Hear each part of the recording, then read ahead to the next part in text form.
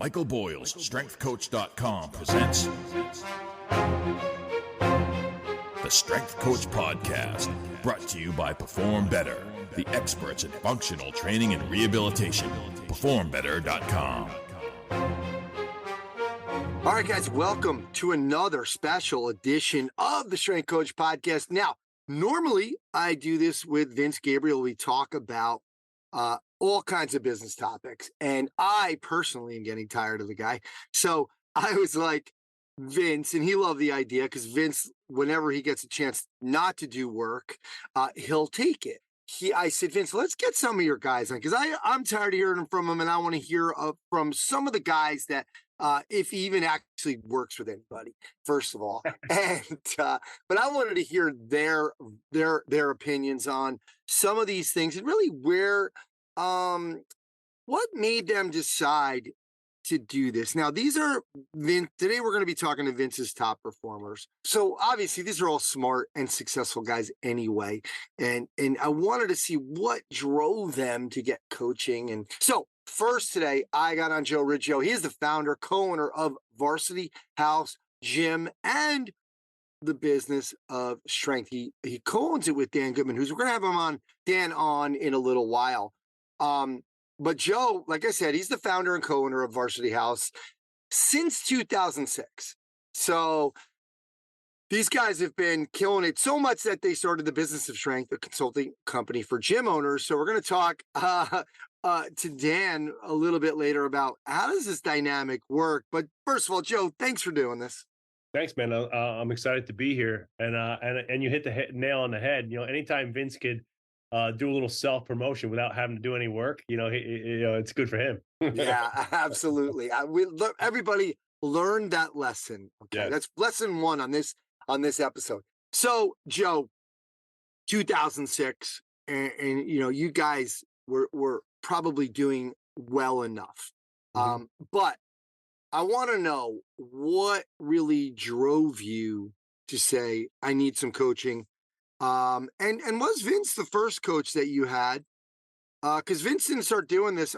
If I remember correctly, maybe he started 2012 or 13, maybe even later.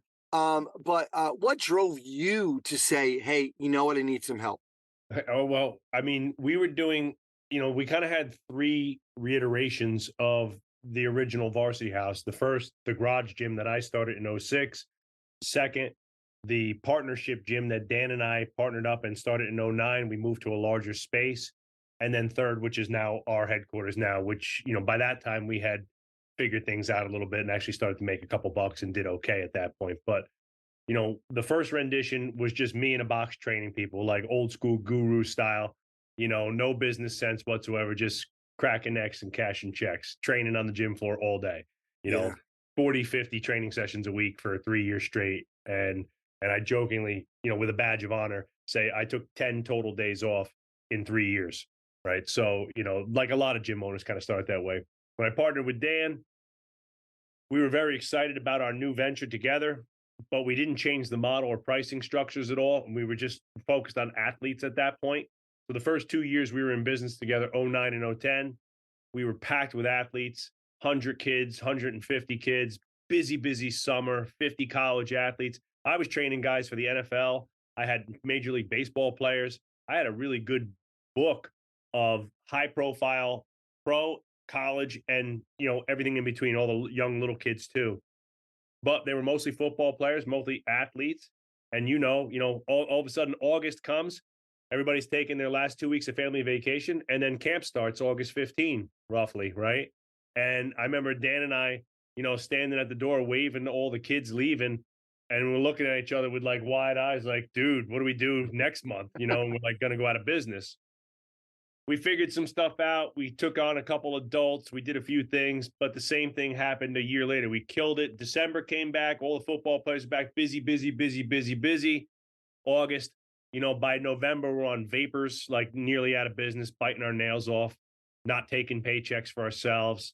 Going home to I was married at the time, going home to my wife being like, I'm not going to have a paycheck for maybe another month.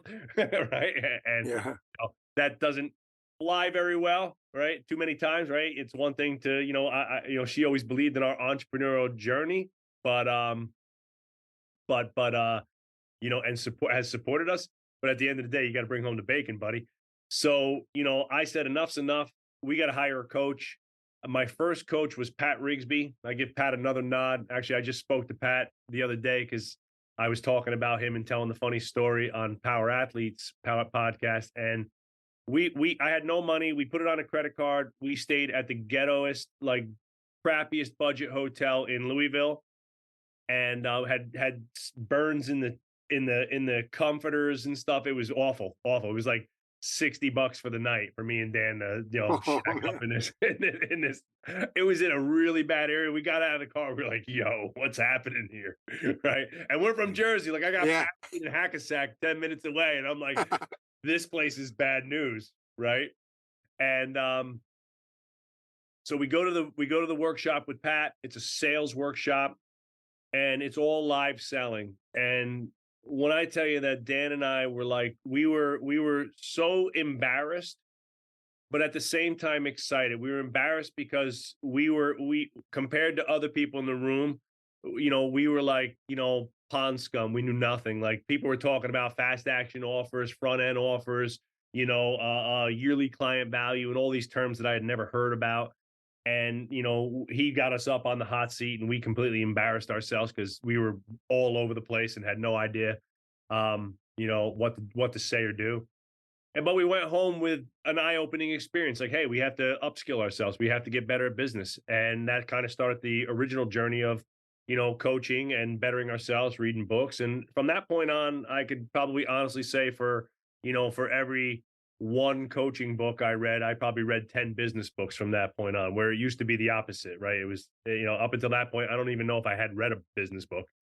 And then, we got to our new space here. We worked our asses off for another 5 years. We saved up a bunch of shekels. We built and constructed this building. This went way over budget, as all construction does. And then, the overhead here was big. And again, we were a little slow to change the model, a little slow to get to where we wanted to. Yes, we made more money. Yes, we had an awesome, brand new, beautiful gym.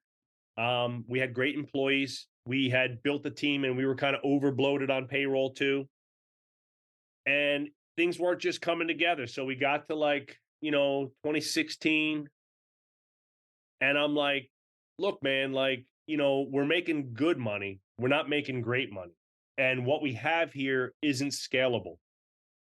And we can't duplicate this because it's too big, too expensive. And, this costs over 2 million to do. So you figure every 5 or 10 years, that number just goes way up. Right. So now if I wanted to reproduce this now, it'd probably cost me 5. Right. Yeah. And a space like this doesn't even exist in Bergen County. Like where you getting 10 acres of land in Bergen County right now? It doesn't exist. So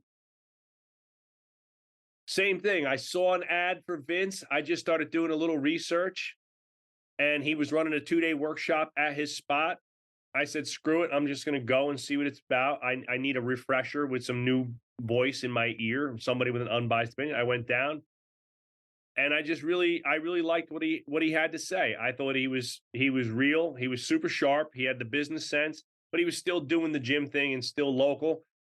When he proposed the mastermind idea that he was doing a coaching mastermind, I don't remember what it was price-wise at the time, several $1,000s.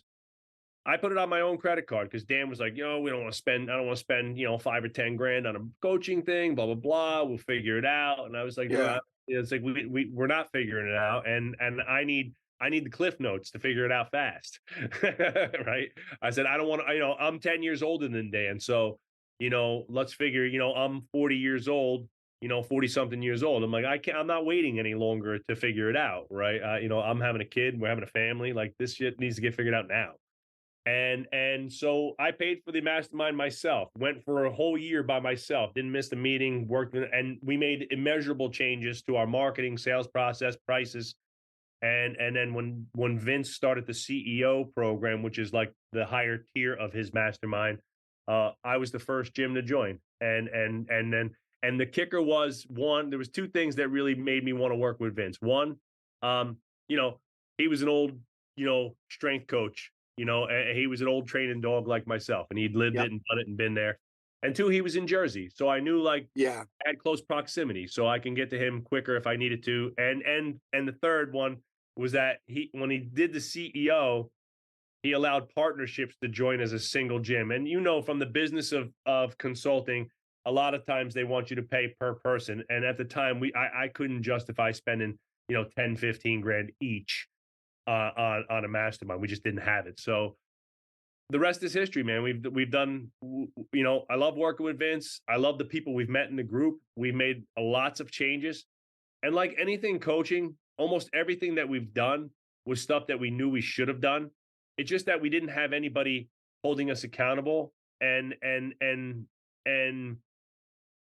kind of calling you out on your head trash and BS. And it's like, well, why haven't you done that? We're afraid to raise prices like everybody, right? And it's like, and he's like, well, here's how you do it. And then we came up with a plan and did it. And it's like, we were terrified. And then you lose like 5 customers and you're like, oh, that went really well. We just made another 50 grand a year. We didn't even do anything. Yeah. Vince talks about that a lot on here. Yeah. All the time. I mean, that is one of the biggest head trashes we see with our consulting group too. It's like, if I $10, they're all going to leave. It's like, no, man, they're not going to leave. Trust me. People are creatures of habit. So, that, and the biggest thing from Vince really that I've learned from him is the power of it is in the group, right? The power of it is in the people. And like whether it's a training cert or a mentorship group, business consulting, whatever it is, it's my job to extrapolate the ideas and energy out of the group, right? And so Vince does an amazing job of facilitating a great group. He's kind of like, again, he's like the mediator, obviously, and sets the pace for the consulting group.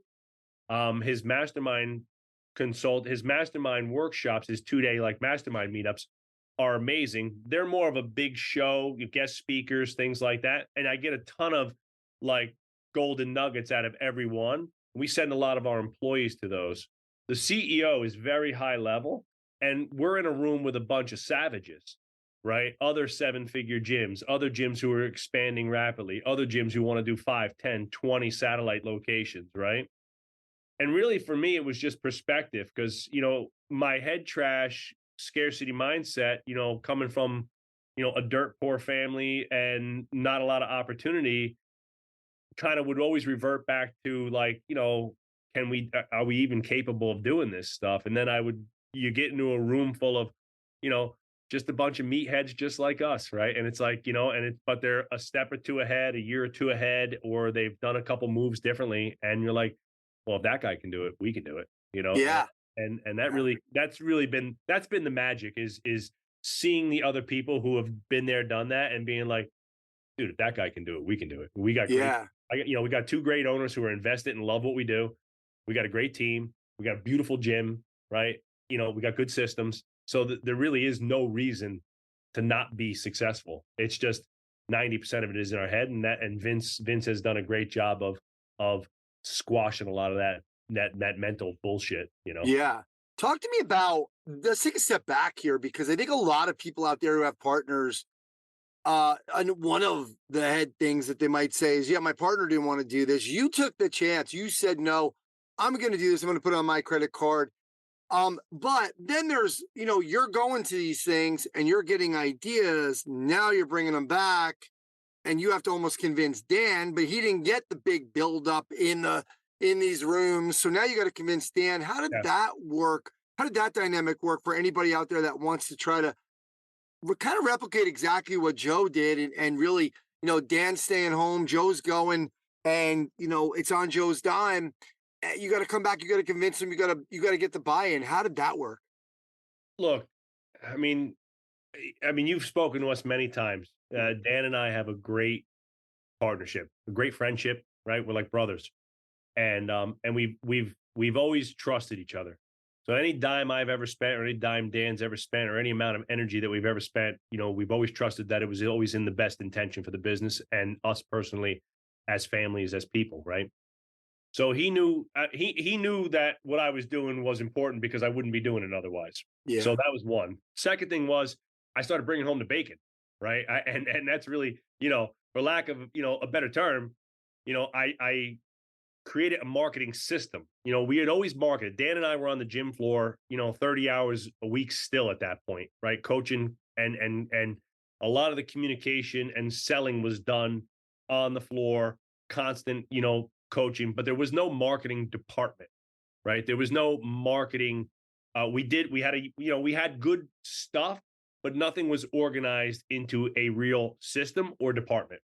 And so the first thing that I took out of the group was, you know, creating this marketing system and making it super consistent and being able to sell and market 24 hours a day, as opposed to just when Joe and Dan are on the gym floor or when we have time to make phone calls. Okay.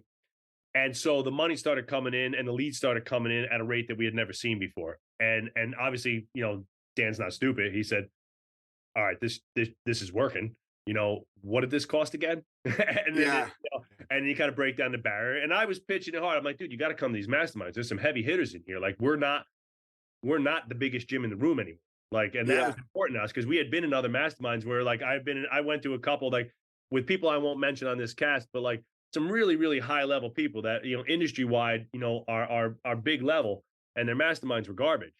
And the people in the room, they were selling it to people that were desperate. Most of the gyms in the room were in that, start up to like, you know, $300,000-$400,000 range, and nothing against that, but like we had done that for Yeah. years You've done that. already, and Yeah. I needed I want to see the $2 million gym. I want to Yeah. see the gym who's got 10 gyms and doing 5 million in revenue. Like and that's how I could see it. And once I saw that, sky was the limit. And then I saw Dan and Dan, you know, and once the CEO was created, I said, look, man, I'm either going to pay for this myself and do it without you, or we're going to do it together.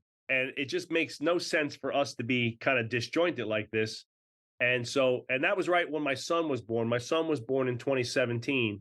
And that was, I always jokingly say that was the day that Coach Joe died, right? Because, you know, the coach in me died. I no longer wanted to be tied to training sessions. So for a year, I had worked myself out of training before my son was born.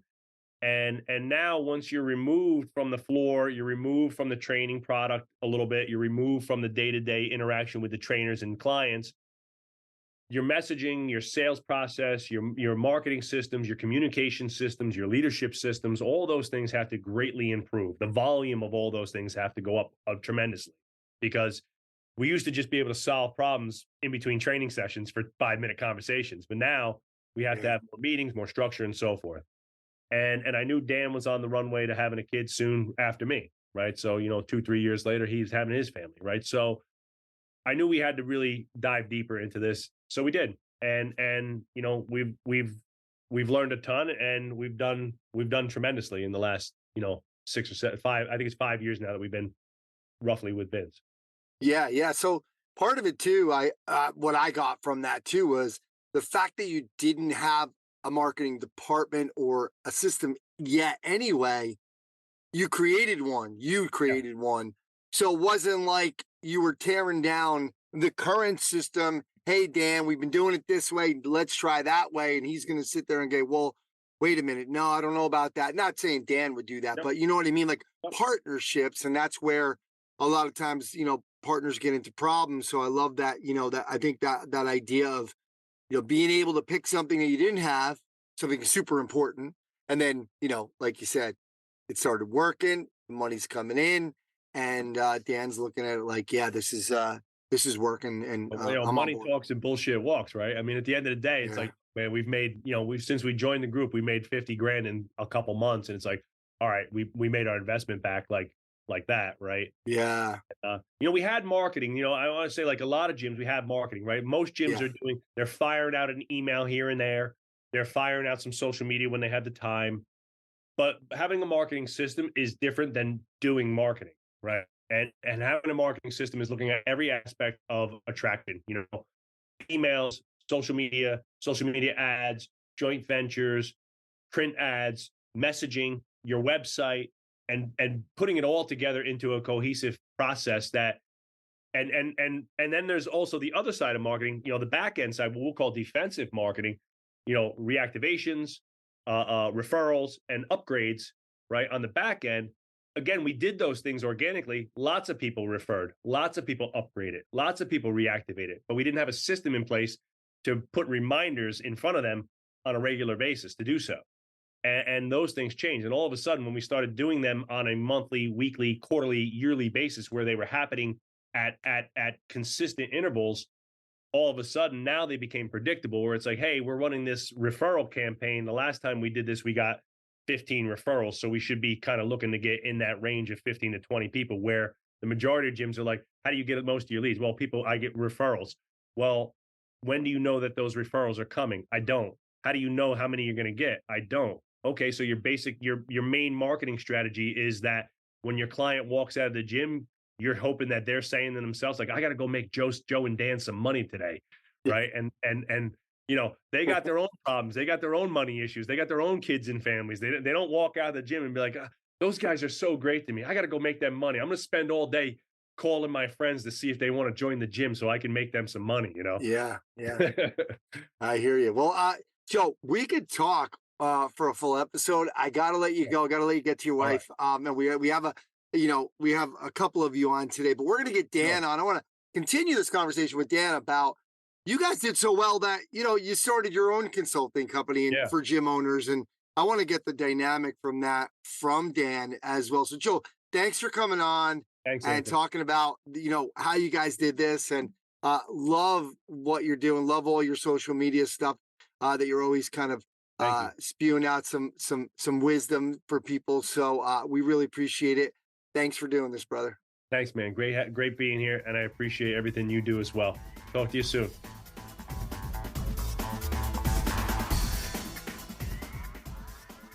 All right, guys. So this is part 2 of our special episode with some of Vince Gabriele's SPF Mastermind coaching clients. Vince's coaching clients. But one of the things here is that when I came up with this idea with Vince, I said, Vince, let's just get a couple of, let's get a different voice on, a couple of different voices on, and let's get some of your top guys. So this isn't just, guys, I'm here with Ben Quist. Obviously, you can't see his shirt right now, but it's Form Fitness Health Club. But these are Vince's top performers and he wants to show them off too. So Ben, thanks for doing this. First of all, just introduce yourself, your name, your gym, location, how many you have if you have more than one, and how much staff you employ. My pleasure. I'm glad to be on. Like you said, my name is Ben Quist, and I own basically 2 fitness locations currently. One is a large format full service health club called Form and Fitness. One is a smaller personal training studio, also called Form and Fitness. And I also own and operate 6 physical therapy clinics. So it's kind of, what I do. And basically, I met Vince and started integrating with him about 3 years ago, right after the pandemic. Cool. So now at 3 years ago, did you have the same amount of locations or same setup right now? Yes. Yeah. We've been in business for about, I'm date myself here. I opened my first physical location in 2000. So we've been open for about 23 years. We opened our second location in 2006, and then the other therapy locations have opened throughout the last 10 years or so.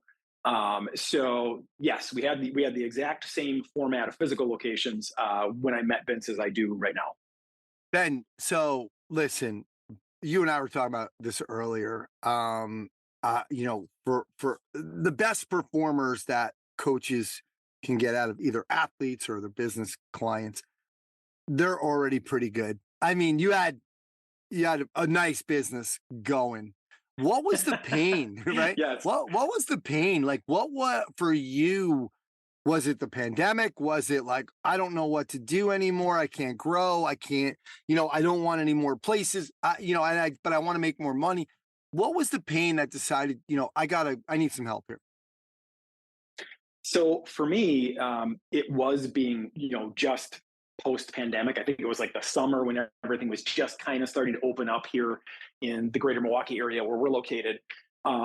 That's when, I kept getting Vince's emails all the time. And to be real frank, and I think anybody who had facilities at that time, we got killed in the pandemic. Our therapy branches did fine because they were a business that was allowed to stay open, but the fitness locations got destroyed, especially the large health club location. We lost. I mean, we went from a multi-million-dollar operation at that location down to like $500,000 of sales. When our overhead is over $1 million a year. So it was a really bad situation, and it was the first time in my entire career when I was actually a little bit concerned or a little bit worried, not knowing, what's happening here. We're going to be able to pull out of this and get back to where we were. And that's when I decided to integrate with Vince. So we were right at that point where we were really at both locations still losing money, which we had never done in our 23-year history. It really was during that pandemic year, and then just post, we were in bad shape. So that's where we're at. We had a good foundation, but we were at that particular moment in time, we're not doing really well. And that's when I joined the SPF group. So everybody, here's one of Vince's lessons right there. Keep sending those emails out. You never know. Oh, yeah. You never know, right? Yes. I gotta commend you for like taking that risk, because you just say you were losing a lot of money. And now it's like, oh, I'm gonna go spend more money that I've been losing money. I got to go spend money on something I don't even know if it's going to work. I've been doing this you've been doing it for 20 years at the time already. And there you go and get coaching. Right. Bold move Yeah, there. no, Nice job. It was a little bit of a leap of faith, because Vince is a great coach and he's expensive.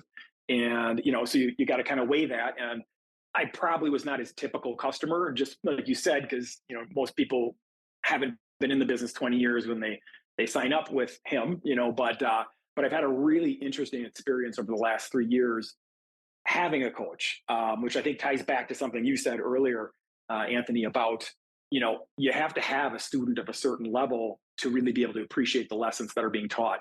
I think I was just at the right point, where I've really gotten quite a bit out of this relationship with the SPF. Yeah, what's been really like, I in the original question that I'd sent you guys, like, what's the turning point in your business since you've been with SPF? So where did things start to change, and have they gotten back to pre-pandemic numbers? Where's the magic been since joining SPF? So there was a lesson that Vince taught, and it's not the marketing club, so don't worry.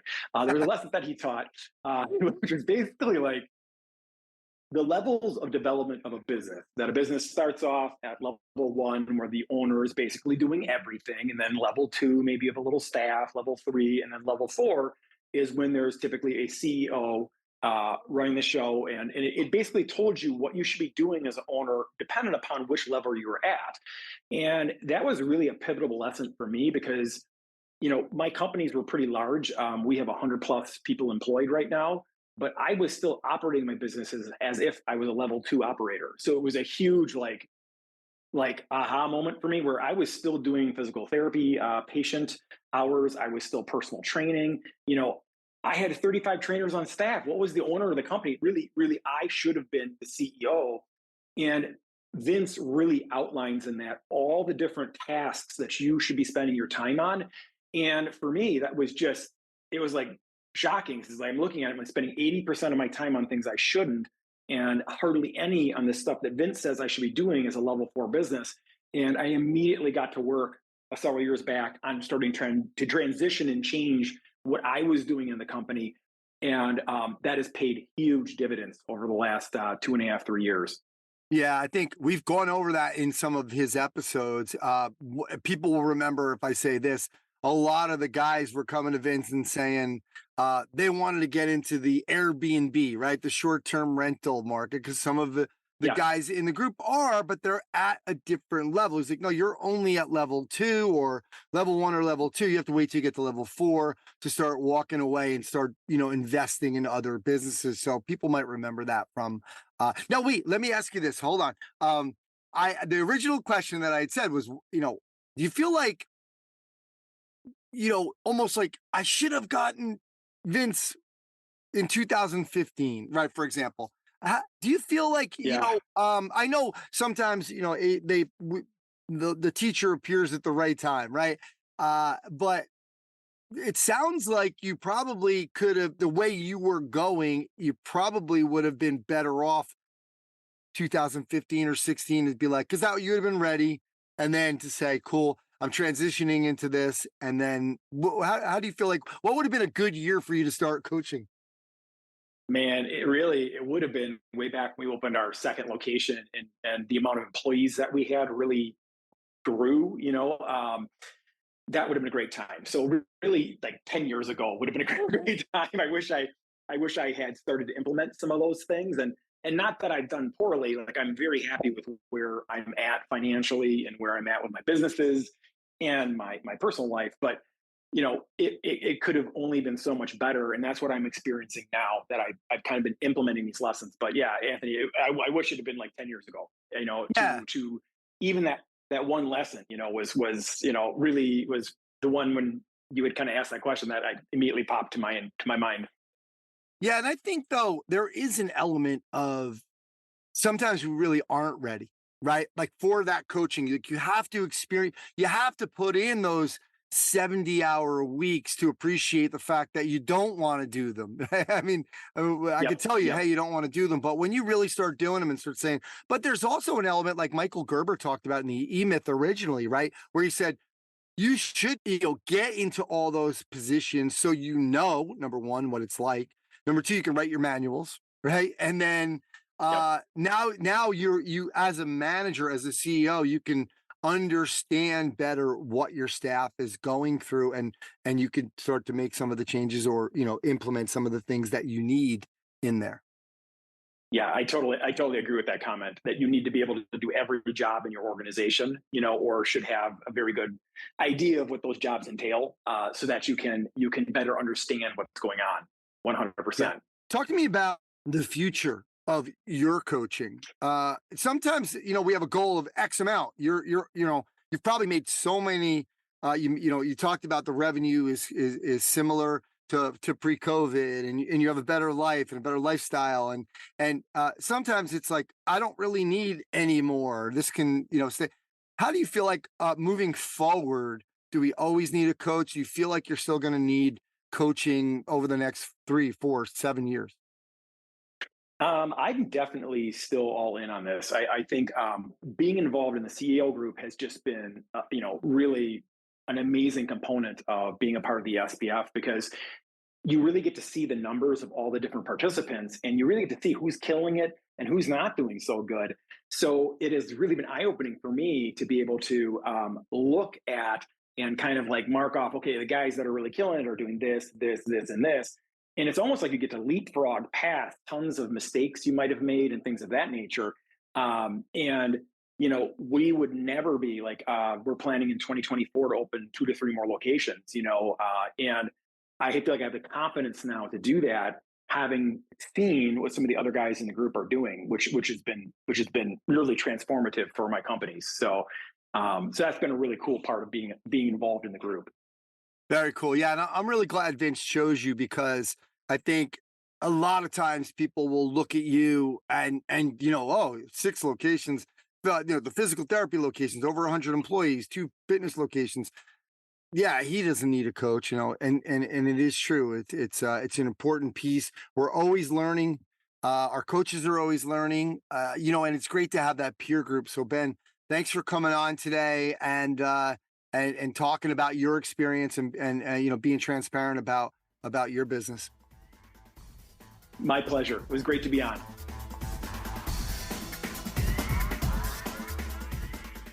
All right, guys. So we are continuing our special episode, special episode, and kind of getting some of the SPF Mastermind and CEO group members, the really successful ones, to come on and talk about coaching and their business. Today we have on Tony Bianchino. Tony, thanks for doing this, bud.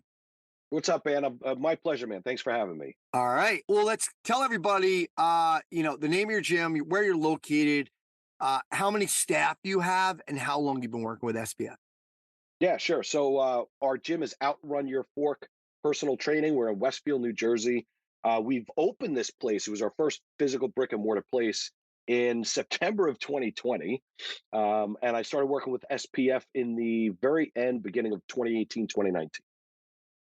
Wow. So wait, you opened you started working with SPS before you opened? Right. So we were subletting from different gyms, just paying a use fee. Yeah. Um, there's a lot of backstory. We were broke as anything. We didn't have money for a place, and that's another podcast.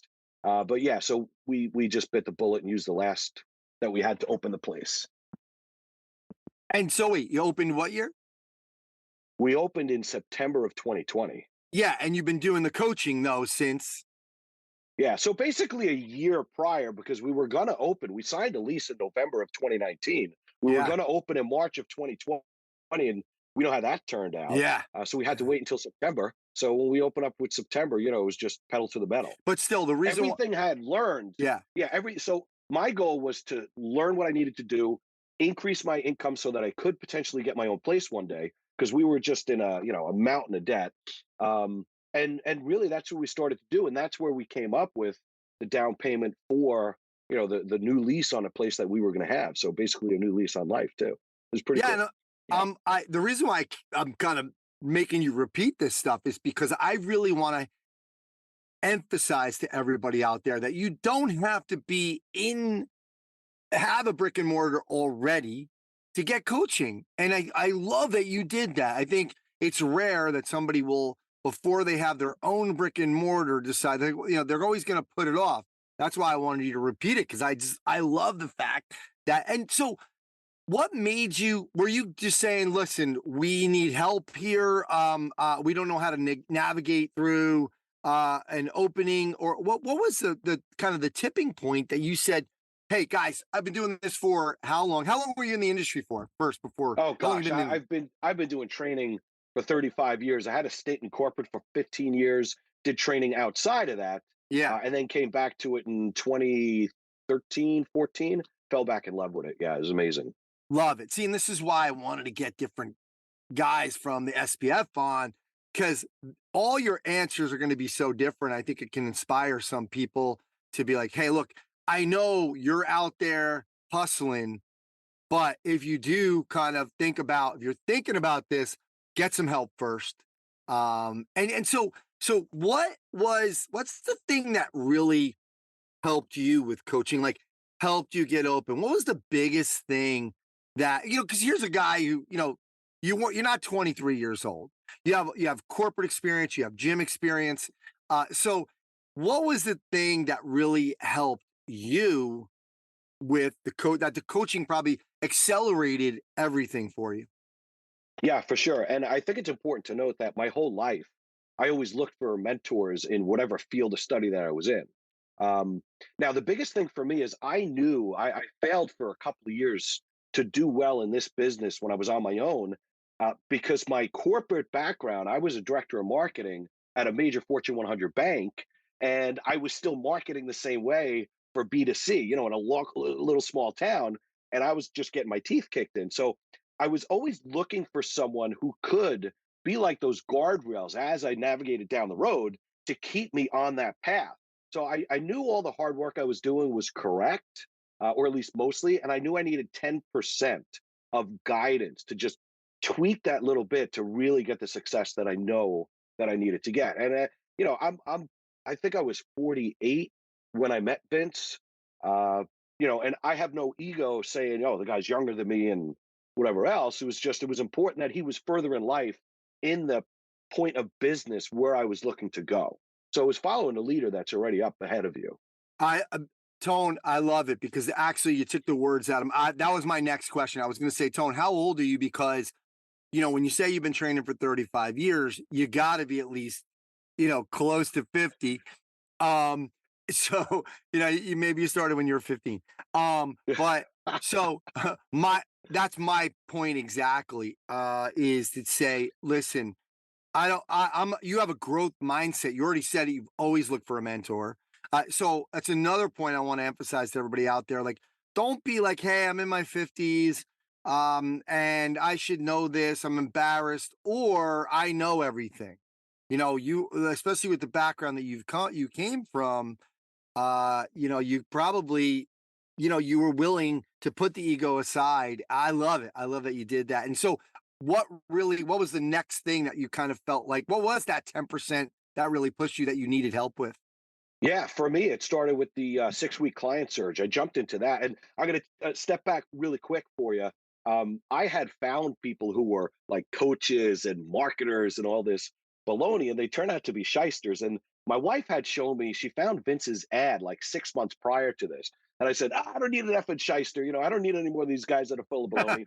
And then she saw it again 6 months later, and again, like I had to take out a hard money loan to get this coaching. And I was like, all right, let me give this guy a shot. And I'm glad I did. So, the biggest thing for I think anybody is going to, always look for a coach.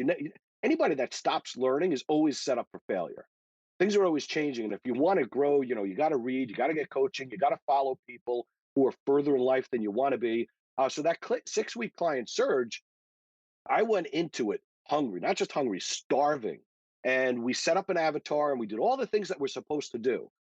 That plus having a system for follow up, knowing who was in my pipeline and actually following up with them, because my follow up prior was they emailed me or they called, I called an email once and then it was gone.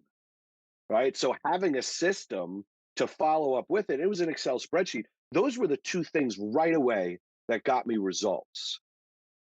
Don't talk to me a little more about that sick, because this is important, because you sometimes you need money to make money, or you need to borrow money to make money.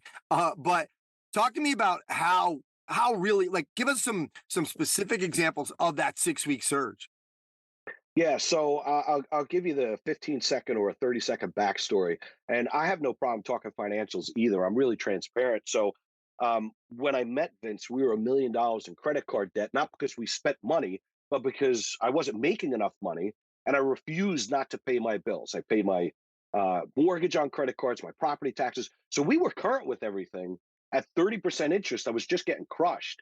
So in order to pay for the surge, I had to take some of the last bit that I had left on credit card. And we had, gosh, hundreds of thousands in open credit because I had a good job and we had good credit up until that point. And then when so it was really for me a very, very uh, faithful investment. But I knew I had to do something. And it was kind of like last ditch effort, throwing the grenade over the fence, hoping I didn't have to hop on it. When we signed the lease for the loan, I had to take out a hard money loan to get the deposit for the loan. And for those people who don't know, a hard money loan, you have to pay back 100% interest in 6 to 12 months. So we took out $14,000 and I had to pay back 28,000 in 6 months. And I had no idea how I was going to do it. And here's a good thing you should know. My wife, the entire time she was with me, there were only 2 times in 7 years where she said, maybe you should get a job. Right. And I asked her after we finally broke free and quote made it. I said, why did you stick with me the whole thing? And just, she goes, because I believed in you. So as much as I believed in myself, I had someone else in my corner, and she was the only one. Everybody else thought I was nuts. Everybody else told me, you're crazy, you're gonna fail, and I can't believe you're doing this. And they all looked down on me, but I didn't care. I was hungry. I was gonna win. And that's like my theme when I spoke at the last mastermind was I win. I don't care what it takes. And sometimes that's to a detriment, right? Sometimes that's not seeing my kids and all that stuff. But I digress a little bit. So financials, yeah, we had to come up with that cash and the investment's worthwhile. Anybody that doesn't invest in coaching, it's not like success comes before coaching. Success comes because of coaching. No, not more inspiration here for people with this debt, like close to $1 million in debt. Oh my, it's like, it's insane. And here you are still with that growth mindset, like thinking we can get out of this. And that was the start of it. And I think that's another lesson for people out there, is that there's ways out. And a lot of it sounds like to me has to do with that mental attitude of I'm going to win. I am going to win. I'm going to do this. I think that's where, and another great lesson is that support is no one gets there alone. That support from not only from your coaches, obviously, but from your wife was super important. And Vince didn't care. He just wanted your money. He's like, the guy's crazy, but I'll take his money. So, and it's crazy to me that you took, it's only because you're from Jersey that you took another coach from Jersey, because, nobody else would do that. Because forget about it. Yeah, forget about it. So, yeah. So now, okay, you did the 6-week surge. Great. What was really the next? I think, so what, were you keep doing 6-week surges? I mean, because that's still $1 million. 6-week surge. Okay. Let's say you got, you made some money back, but you had to pay that money back. But what was the next real big step to kind of really put you over the top? Yeah, another great question. So it's important to note that halfway through the surge, I had a traumatic spinal cord injury and I was landed in the hospital. I was paralyzed on my left side. So as I finished the surge, I took 2 of the weekly calls in the hospital, and I was like, had the phone hung up, and I'm falling Oh, asleep for half of it. So after the surge, I didn't get into Mastermind because I was a wreck. I got into Mastermind months later, but I took the lessons I learned. Look, I was sleeping 20 hours a day for a long time. It was really hard.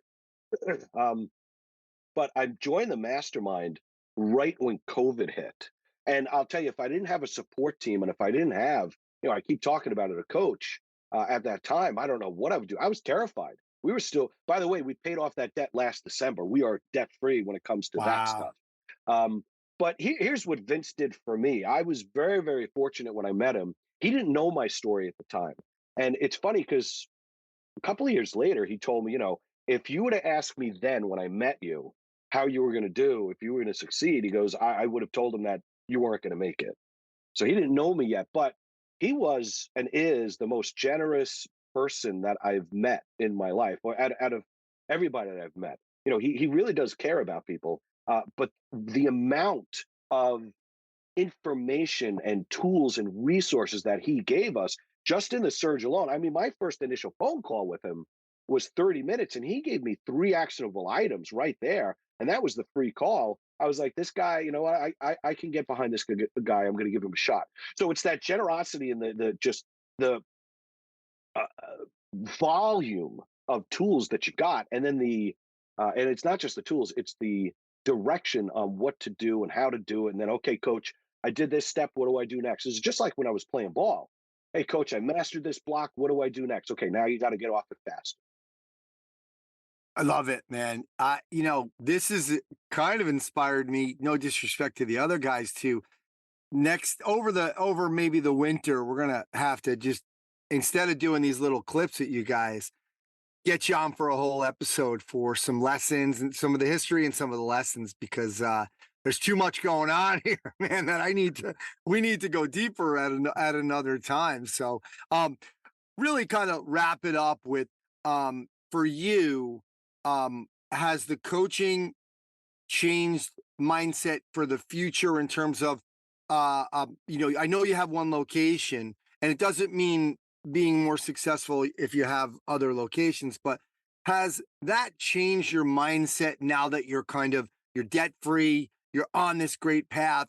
What does the future hold for your gym? Yeah, I mean, you just come up with great questions. I appreciate it. So when from the days, even when I was broke, I said, we're going to open one location and have 3 to 5 locations in the next 3 to 5 years. I've always wanted that, but the coaching has given me the resources, essentially the cash. And now here's the coolest thing about the coaching. It's not just that we have coach, but in SPF, we have other members who are either past what you're doing and are where you want to be. You could talk to them and ask them questions, and they are more than happy to help you. There's no ego and there's no competition. There's enough fish for everybody to eat. The difference is most people aren't going to do the work. But these folks, you could talk to them, and yeah, it's given me the ability and more the direction and more the mechanics of how we're going to open these locations. So it's not just like I used to do, where it's all right, just throw some stuff against the wall, see what sticks, and kind of fail my way forward. This is less failing, more learning and more doing. So we're really excited about where we're going. Love it, man. Love this story. Lots of lessons here. I wish we had more time for this, and I think we're gonna, because I'm gonna convince Vince, and Vince doesn't want to have to spend an hour with me, every month. So he's going to hand it off to you guys anyway. But Tone, thanks for coming on. Thanks for being transparent and talking about some of your business. So we really appreciate it. Yeah, you got it. Thanks for having me, Ed. All right, guys. So we are finalizing this episode, this special episode, and this is an interesting one. We already had Joe Riggio on from Varsity House, and you heard about his horrible partner, Dan Goodman, and how he was kicking and screaming, and he didn't want Joe to go, and he was complaining. And no, first of all, Dan, thanks for doing this, bud. No, thanks for having me, Anthony. I mean, I've looked up to you and listened to your show for years, and to have the ability to come on. This is the second time you've invited me on, so I really appreciate it. Thank you. Yeah, it's a lot of fun. But by the way, we probably talked longer before this than we're actually going to record for. So, Dan, I want to get into the coaching piece of that. You guys are coaches as well, and you have a coach, and Yep. and how that dynamic works. But I do want to talk to you about, Joe told us the story about how, you guys were kind of at, the crossroads, and there was really, you guys were doing well when you were in season because you were training athletes, but then there was that missing piece, and you had worked with Pat Rigsby, Joe told us, and then there was a point, I guess, for a couple of years, and then there was a point where you still weren't feeling like you needed more, and Joe went down, and he ended up seeing Vince, and he got into the mastermind on his own. Yep. And he said on his own dime. And I just want to know what was going through your mind. Like, here's your partner going down and doing something like that, and kind of coming back with some information, and he's got to really sell it to you too. He's got to kind of take that. So to give us your version of kind of being on the other end of what, while Joe's going to these things and coming back with stuff, were you reluctant? I mean, talk to us about how that worked. Yeah, it's a great question, and looking back on it now, it really shines a light on my fixed mindset during that time period where, you look at it, it's like everybody goes through a point as an entrepreneur where like money's tight, and at the time, our revenue was high, but the profitability was low, and in my mind, I'm like, we don't need any more ideas. We need to dig deeper with what we're already doing.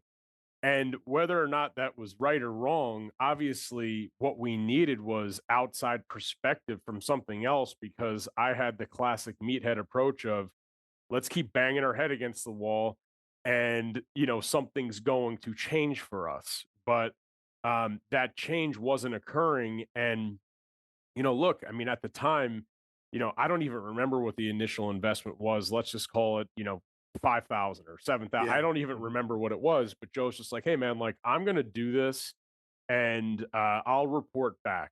And like soon after I was like, wow, he came back with like some very refreshing ideas.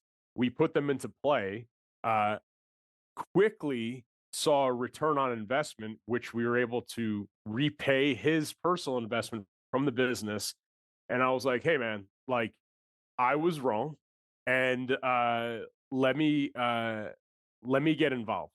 And my intentions weren't bad, and I was I don't know if I ever said sorry in person, but I'm sorry about it now, Joe. So if you listen, this is the best sorry you're gonna get. But I think that's it plays into like our business partnership too, where there's give and take with everything, and there's frustration at every in a lot of different phases of business, but it wasn't because our intentions were misaligned. Like he wanted what was best for the business, and I wanted what was best for the business. We just weren't seeing eye to eye, and it took, it took some fresh ideas and perspective for me to finally come around. And I'm glad I did, because not only have we found like just almost like a union, right?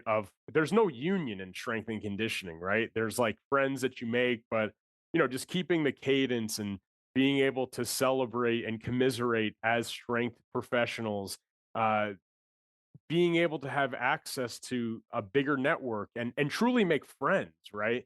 It's really progressed our business forward to heights that I'm not sure either Joe or I ever expected to be at.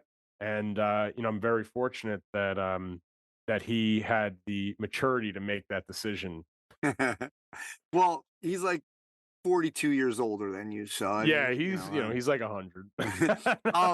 so, but the interesting thing is, and that's what we're getting a lot to on this, we're getting from this community. And obviously, I'm pretty good friends with TJ Lopez, Yeah, who's also a part of the group.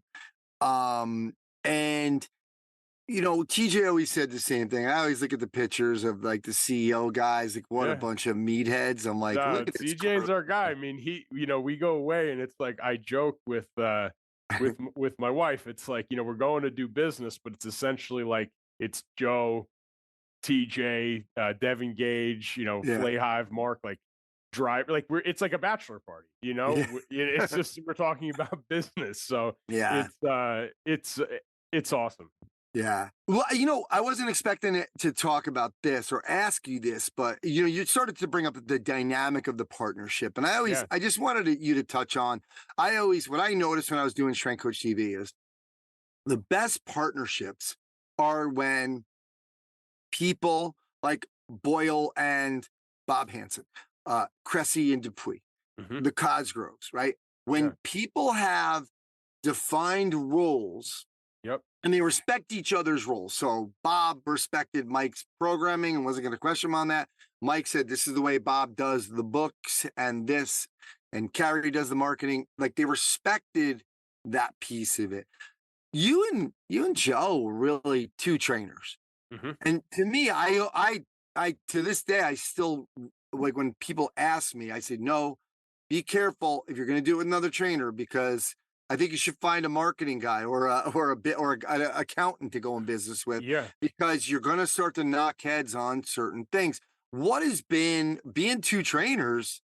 What has been, really the secret to having for you guys to kind of get through and to be prosperous and successful as a Man, partnership? yeah, it's a tough question. So I think the dynamic of it all is, and it's important to mention, is Joe was my coach.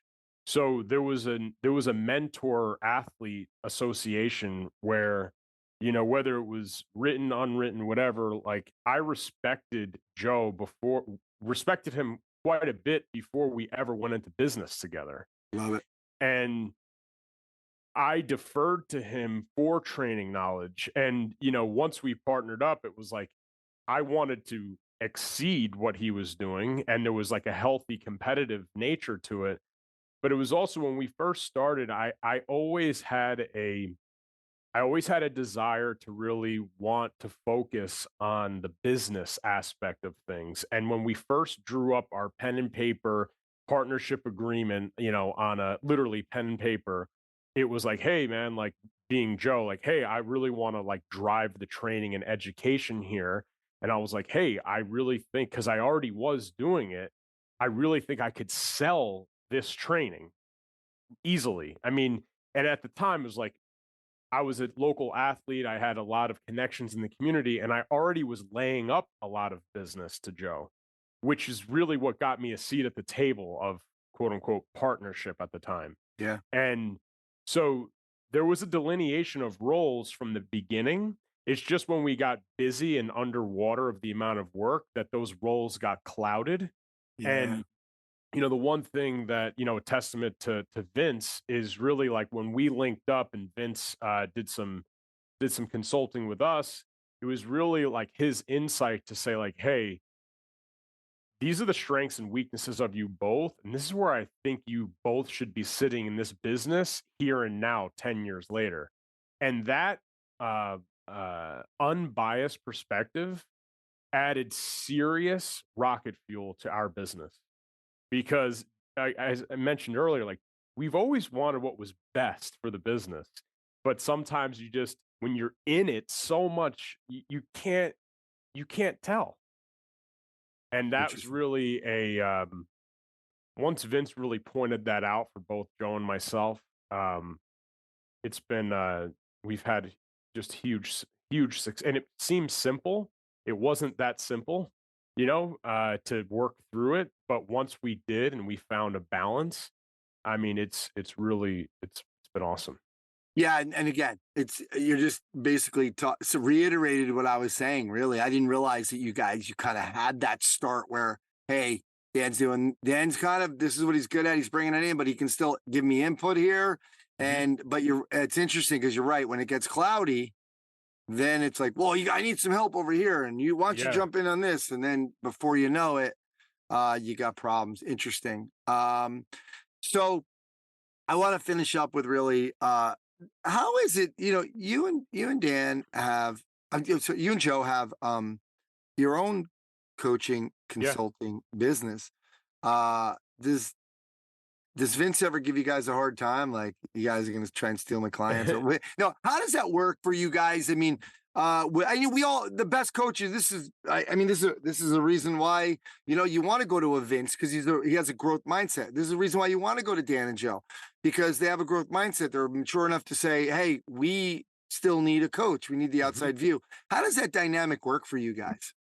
So that's a great question. So I mean, it's going to sound cliched, but I'm a firm believer that, now, especially now, every coach needs a coach. Every single time our business has been performing at its best in the early stages, we had our like growing years in the middle where we like were just not really getting coaching at all because we were quote unquote too busy.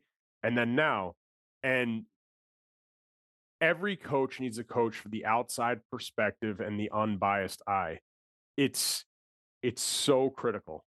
It is so critical, and you have to align with somebody that is like similar to your core values. And for Vince, really, as a testament to him, it's like he's just he's always been cool with it because we've always been upfront and honest. We were doing, long story short, we went through the whole Jim Jones process. And at the time, they were having us teach a business segment to the advanced seminar that they had, which naturally was leading to conversations, phone calls, and eventually like, hey, let's just do our own seminar.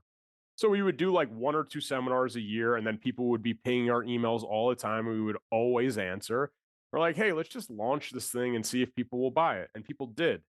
And that was also at the time part of the struggles that we had in our gym business, is that we took the eye off the ball in our own business to chase something else, which was working, but to the detriment of our brick and mortar business.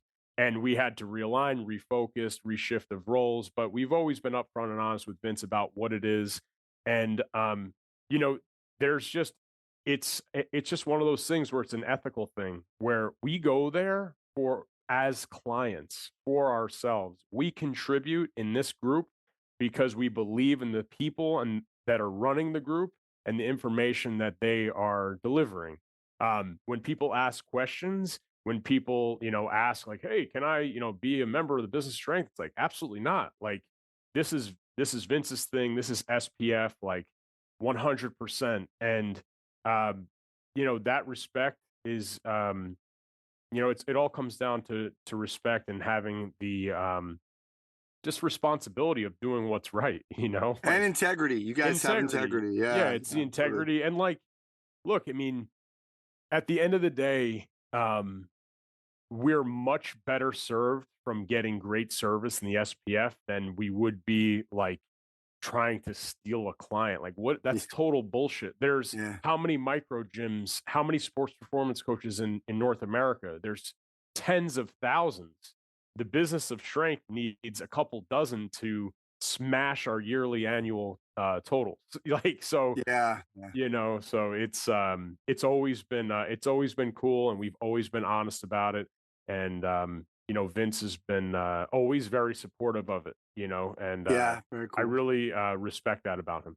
Yeah, and I always love the quote by the copywriter Ray Edwards. He said, and this can inspire people to do their own product, but he said, there's people out there that can only hear your voice. Hmm. So basically saying, look, don't think there's plumbers out there, Rigsby's out there, Cosgroves, Vince.